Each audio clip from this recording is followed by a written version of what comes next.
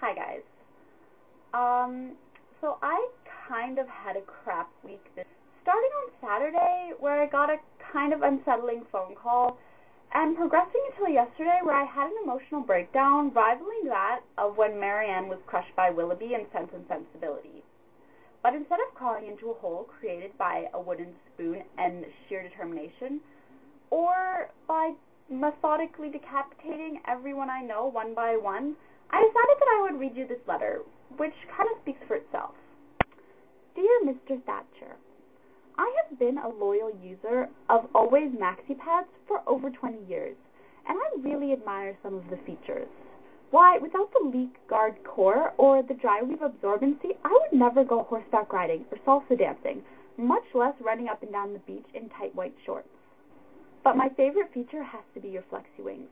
Kudos on being the only company who knows that it's crucial for maxi pads to be aerodynamic. I can't tell you how safe and secure I feel knowing there's a little F-16 in my pants. Have you ever had a menstrual period, Mr. Thatcher? Ever suffered from the curse? Somehow, I think not. Well, my time of the month is starting right now.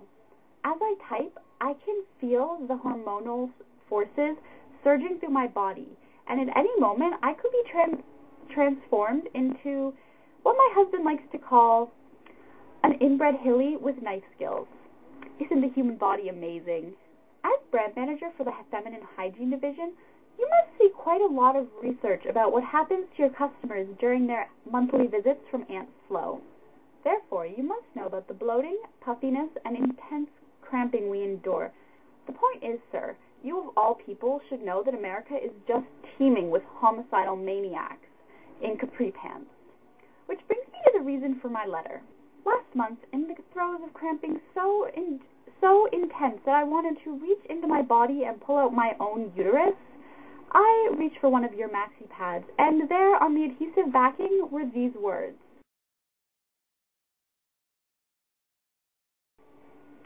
Are you fucking kidding me? What I mean is, does any part of your tiny middle manager brain actually think that happiness is actually possible during a menstrual period? Did any of what was mentioned above sound pleasurable to you? Well, did it, James? FYI, unless you're some sick S&M freak girl, there will never be anything happy about a day where you have to jack yourself up on Motrin and Kahlua and lock yourself inside your house so you don't go down to your local Walgreens with a hunting rifle and some sketchy plans about going down in a blaze of glory. If you just have to slap a moronic message on the back of your pads, why don't you say something useful, like put the hammer down? Or maybe, just maybe, vehicular manslaughter is not the answer. Sir, please inform your accounting department that, effective immediately, there will be an $8 drop in profits because I have decided to take my maxi pad business elsewhere. And though I will certainly miss your flexi wings, I will not for 1 minute miss your condescending bullshit. And that is a promise that I will keep. Always. This week, Alex and I had a very interesting conversation.